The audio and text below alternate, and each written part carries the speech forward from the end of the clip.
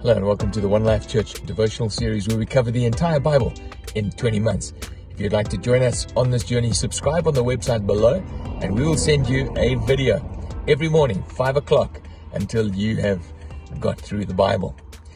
Now, today's readings are Numbers 27 and 28. We're on day 97. You've done almost 20% of the Bible. Well done if you've started with us since the beginning of our devotional series. And Numbers 27-28 is about leadership. And today I am in a very different position. I'm actually stranded. I am in my car with my beautiful wife. Hi. Next to me. It's 7:15 in the evening. It's freezing cold.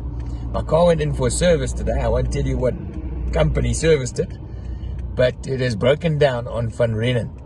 And so we are waiting for a tow truck. Tow truck will be here in about half an hour.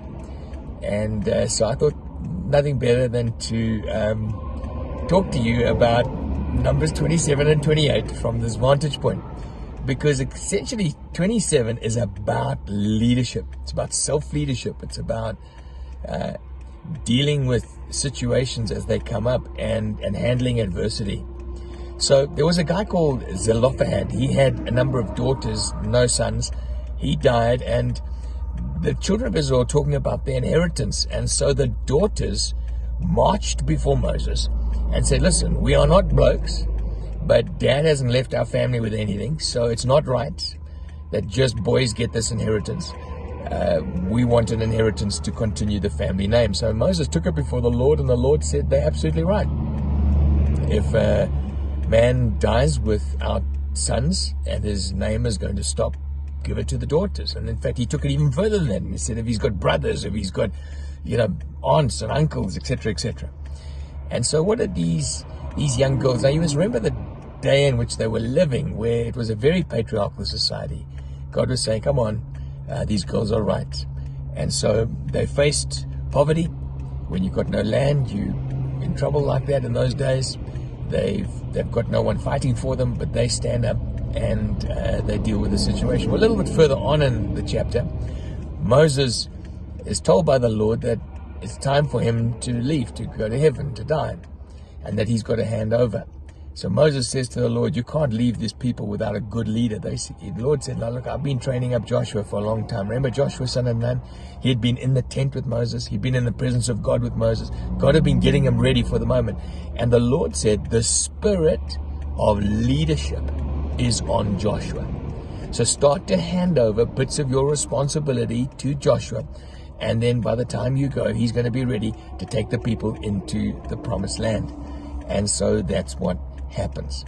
And so this chapter 27, is about women who are in a tight spot, taking a step, being front-footed.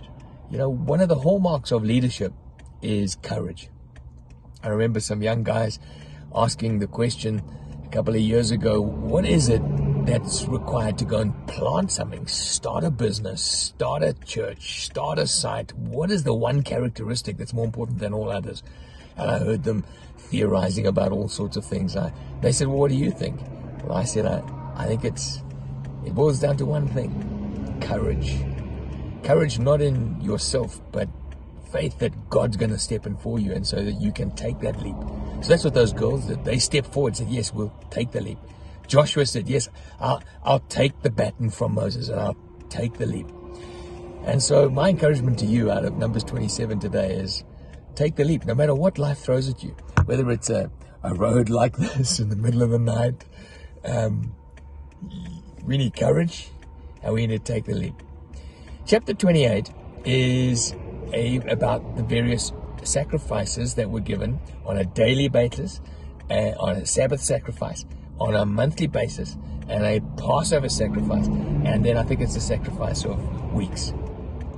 And so again, chapter 28 really centers a person's life around devotion to God. That's what those sacrifices were, saying, Lord, my week is in your hands, my day is in your hands, my month is in your hands, my year is in your hands. And so I trust as you read these two chapters, you get ministered to by the Lord, and I trust you have a better day than we having today. God bless you. See you tomorrow.